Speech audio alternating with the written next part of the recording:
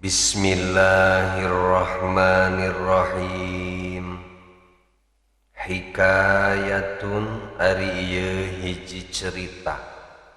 Ieu cerita teh ku Syekh Nawawi rahimahullahu taala diseratkeun dina ieu kitab Uqudul Jen, masihan contoh, masihan pelajaran ke urang sadayana tentang betapa pentingna menjaga cariosan, sehingga dicarioskeun zaman kapungkur aya seorang istri anu bernadar moal nyariosna naon kecuali bade nyarioskeun ku Al-Qur'an, bade nyarioskeun Al-Qur'an hungkul, margi beliau khawatir cariosanana terpeleset sehingga bisa mengundang murka Allah Subhanahu wa ta'ala. Kan kitu geninganan ari geus loba ngawangkong teh ngalir ngidul sok keceplosan ngomongkeun batur. Nah, ialah contoh aya seorang istri anu bernadar moal nyarita naon kecuali nyaritakeun Al-Qur'an.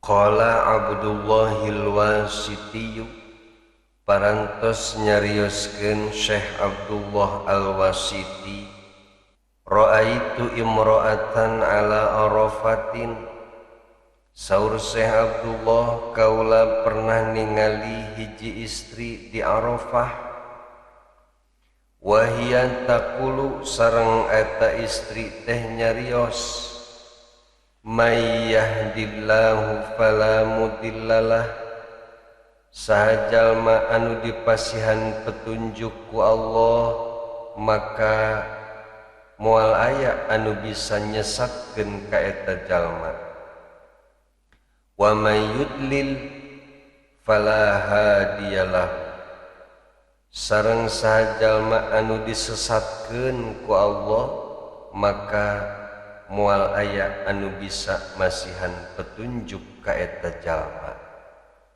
Fa'alimtu, maka saur Syekh Abdullah kaula uninga, kaula paham, annaha dhallatun, bahwa eta istri teh nuju tersesat.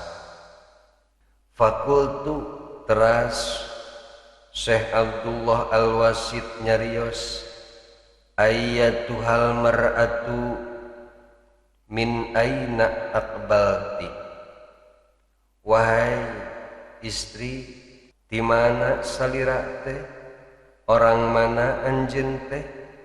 Qalat, teras nyarios ieu istri teh, subhanalladzi asra bi'abdihi laylan minal masjidil harami ilal masjidil aqsa.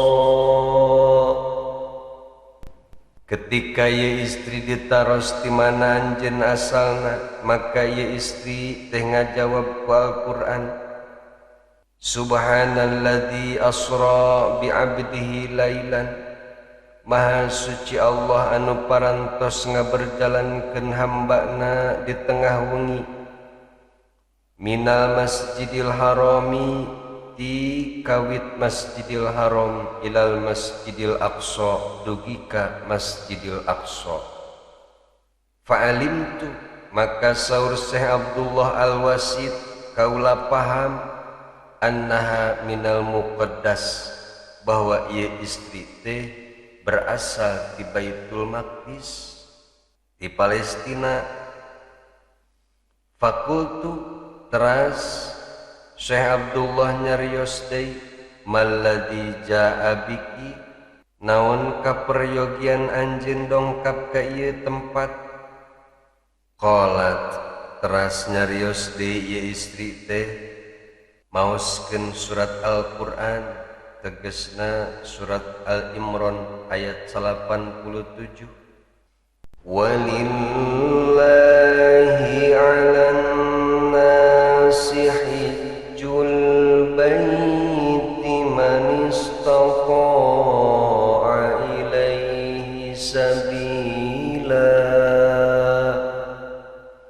wallahu a'lamu bimuradih.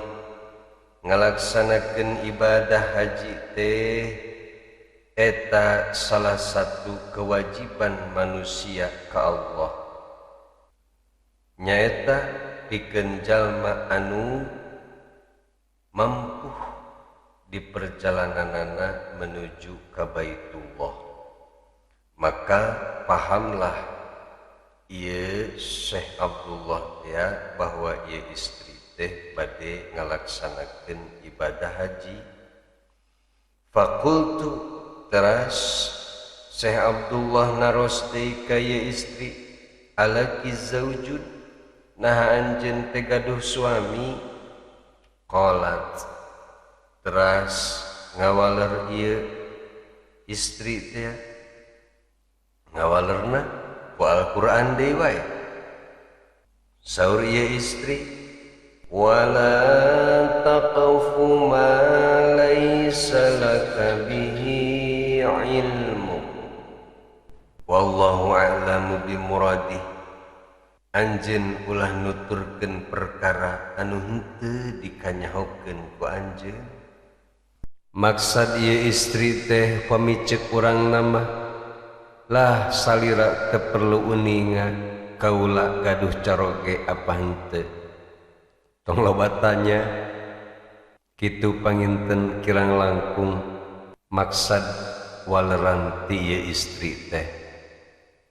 Fakultu teras ieu Syekh Abdullah teh nyarios deui, atarkabina ba'iri, kersa henteu salira naik onta dijajabkeun ku kaula menuju ka tanah suci pikeun ngalaksanakeun ibadah haji. Qalat teras ieu istri teh ngawaler, wa ma taf'alu min khairi ya'lamuhu Allah wallahu a'lamu bimuradih. Sareng kana perkara anu ku anjeun dipidamel tina pirang-pirang kasayan, pasti Allah bakal mengetahuina. Maksad ieu istri nyarioskeun kitu teh menunjukkan bahwa ieu istri teh setuju dijajabkeun naik onta, sareng ieu istri teh berharap mudah-mudahan kebaikan Syekh Abdullah dibalas ku Allah Subhanahu wa ta'ala. Falamma aradatir rukubah, maka sawaktos eta istri teh bade naik onta, qalat eta istri teh nyarios, qul lil mu'minina yaghuddu min absarihim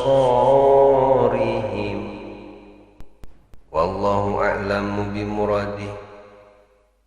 Carioskeun ka pameget-pameget anu arariman, yaghuddu min absarihim, hendaklah kaum laki-laki anu beriman menahan pandanganana ulah jelalatan. Maksad ieu istri teh, wahai tuan, anjeun ulah ningalikeun ka kaula, tah nu mata kurang oge sebagai laki-laki anu ngaku muslim, anu ngaku mukmin, ulah sok ningali kanu lain tingalieunana isipi omoneun. Hehe, pantes saeutik gara-gara mimitina mah dari pandangan. Beres memandang terus hayang nyamperkeun, beres nyamperkeun terus kenalan, beres kenalan patuker-tuker nomor WA, beres patuker-tuker WA piomongkeun we pantuntung nama ribut di keluarga. Nah ieu nu ulah teh matak pria mukmin mah selalu menundukkeun pandanganana.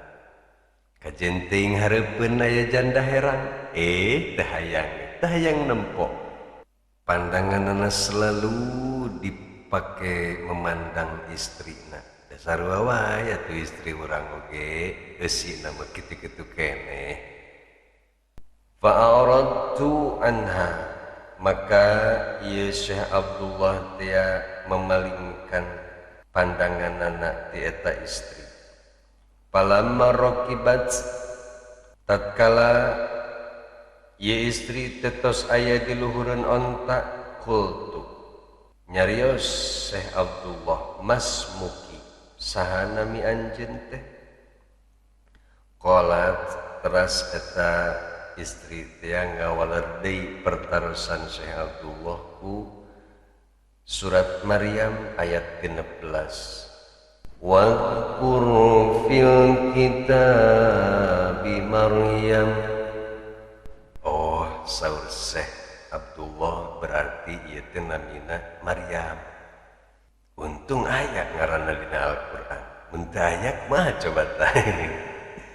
Misalkan Kang Herman ditanya, "Masmu saha nami anjeun?" Rek ngajawab ku Al-Qur'an. Teu aya ngaran Herman dina Al-Qur'an mah. Lamun ngaranna Abu Lahab mah aya tah.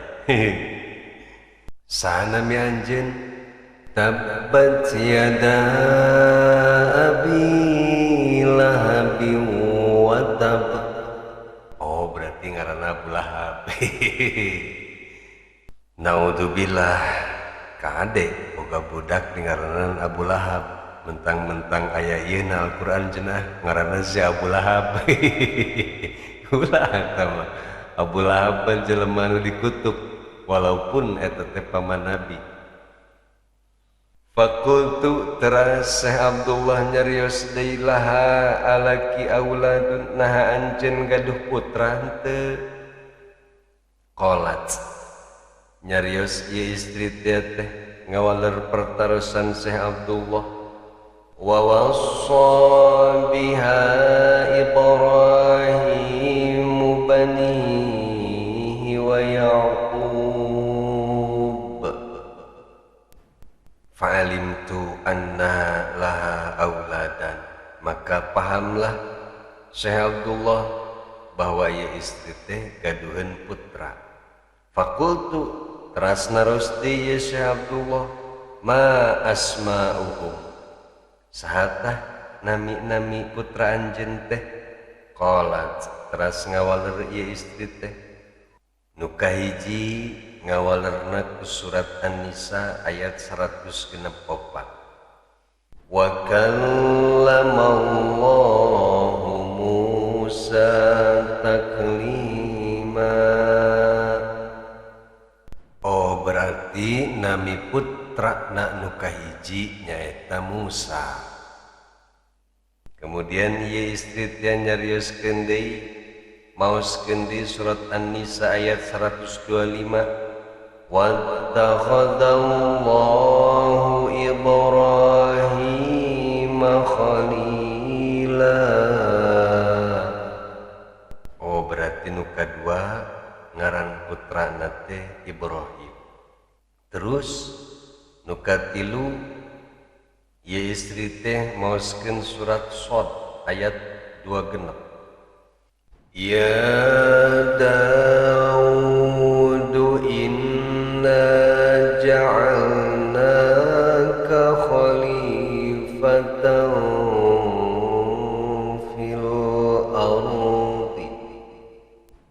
Oh, berarti putra nu katilu namina Daud. Jadi nu kahiji nami putrana teh Musa, nu kadua Ibrahim, nu katilu Daud. Fakultu teras Syekh Abdullah nyarios deui, fi ayyi maudi'i atlubuhum, di mana atuh kaula kudu milarian putra araranjeun anu papisah sareng anjeun? Qalat teras ngawaler di ieu istri teh maoskeun surat An-Nahl ayat 16. Wa alamatin wa bin najmi hum yahtadun. Fa'alimtu maka pahamlah ieu Syekh Abdullah teh annahum adillatur raqbi bahwa putra ieu istri teh adalah pemimpin rombongan anu bade ngalaksanakeun ibadah haji. Fakultu teras Syekh Abdullah nyarios naros deui ka ieu istri, ya Maryam, wahai Maryam, ala takulina syai'an, nah anjeun hoyong tuang sesuatu, pilih lapar. Qalat teras ieu istri teh maoskeun surat Maryam ayat 2 genep, inni nadartu lirrahmani sawma. Oh berarti ya istri teh nuju puasa, berarti moal makan ya istri teh. Tang kemun pawahyu ditawaran nasi goreng ku Pandi ulah ngajawab ieu. Sebab lamun ngajawab nah ku ayat ieu engke moal jadi meuli nasi gorengna disangkana pawahyu keur puasa. Ngan kade ulah sambarangan macakeun ayat-ayat Al-Qur'an upami tujuanana untuk menghina atawa ngaguguyonkeun kana ayat Al-Qur'an, sebab perbuatan eta bisa menyebabkan seseorang murtad. Misalna aya jelema rek nginum cai biasa, terus eta jelema teh macakeun ayat Al-Qur'an, wa ka'san dihaqa, dan gelas-gelas yang penuh dengan minuman arak. Nah ieu ngaledek. Lamun tujuan ngaledek berarti ieu bisa kaasup murtad jelema. Atawa ketika arek nimbang atawa ngilo pek manehna maca ayat dengan tujuan untuk meledek, wa idza kaluhum aw wazanuhum yukhsirun, sareng upama maranehanana ngilo atawa menimbang untuk orang lain, maka mereka ngurangan karena eta timbangan jeung kiloan.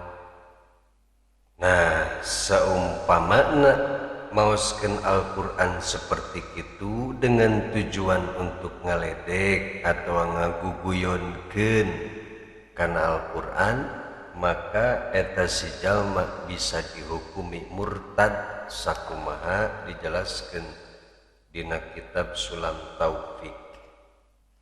Ari tujuanna henteu aya pikeun ngaledek mah bagus seperti anu dilaksanakeun ku ieu istri.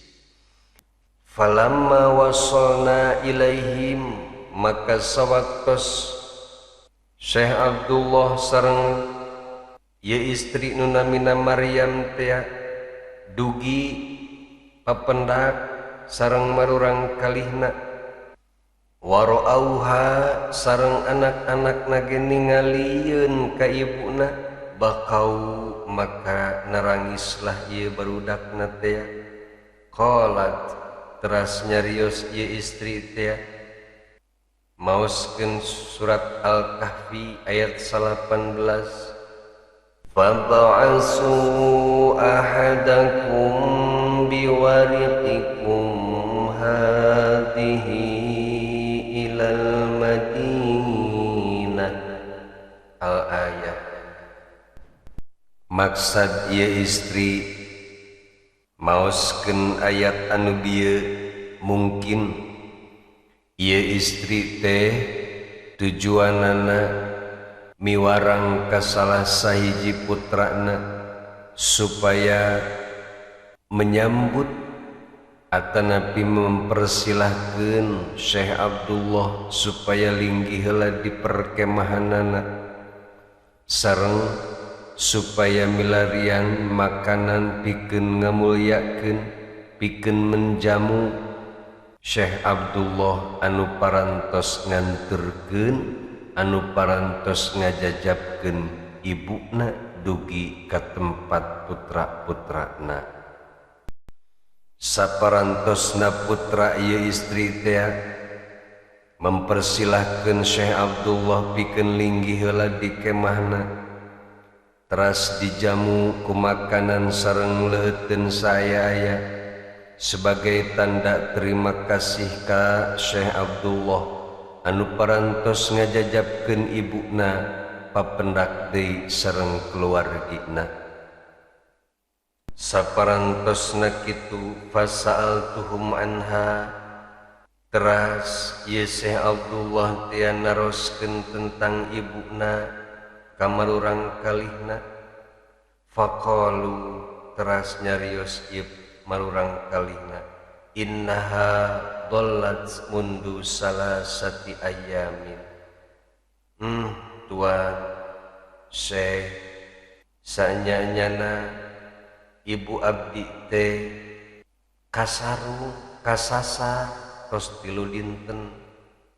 Waqad nadarat, sareng parantos nadar eta ibu abdi teh alla tatakallama illa bil Qur'ani, moal nyarios nanaon kecuali bakal nyarios nganggo Al-Qur'an. Saparantosna ngobrol sareng putra-putrana, teras Syekh Abdullah pamitan bade ngalajengkeun perjalananana nyaeta ngalaksanakeun ibadah haji. Summa ba'da dzalika, teras saparantosna sababaraha waktos, ra'aituhum, saur Syekh Abdullah kaula ningali deui ka keluarga eta, ya bekuna nuju kaayaan nararangis. Fasa'altuhum, kemudian kaula naros ka eta manurang kalih anu nuju nangis teh. Faqalu, kemudian ieu marurang kalih teh nyarios annaha fin naz'i. Duh Tuan Syekh, muncek urang mah ieu ibu abdi teh nuju naza. Naza tuh detik-detik menjelang kematian. Fadakhaltu, kemudian ieu Syekh Abdullah teh lebetlah ka kemahna ieu keluarga. Wasa'altuha an haliha, teras Syekh Abdullah naros ka ieu istri tentang kaayaanana, muncek urang mah kumaha karaosna ayeuna ibu, nuju teu damang naon, muncek urang mah kitu meureun. Faqalat, kemudian ngawaler ieu istri teh, wa ja'at sakaratul maut bil haqq. Surat Qaf ayat 19. Ternyata ieu istri teh bener-bener nuju sakaratul maut. Singkat cerita, wafatlah ieu istri teh. Falamma matat, maka saparantosna ieu istri teh wafat, ra'aituha tilkal lailata fil manam. Syekh Abdullah ningali ka eta istri dina wengina dina lebet impenanana. Fakultu, kemudian Syekh Abdullah naros dina lebet impenanana ka eta istri nu tos wafat teh, aina anti, ayeuna anjeun nuju di mana?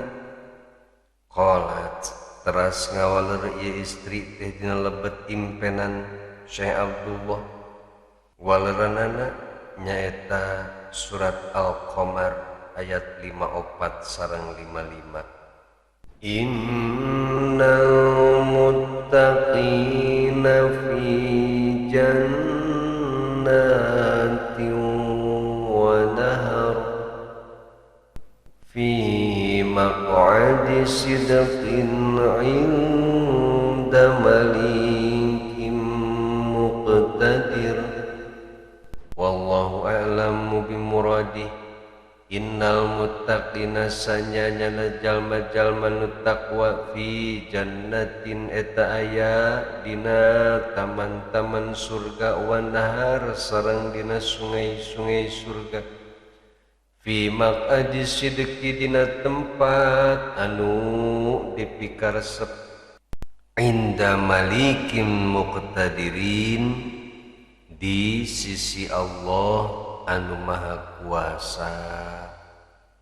Etalah kisah seorang wanita solehah anu bernadar moal nyarios nanaon kecuali nyarioskeun Al-Qur'an. Mudah-mudahan urang sadayana sing tiasa ngambil hikmah sareng pelajaran tina ieu kisah. Amin ya rabbal alamin. Wallahu a'lamu bissawab.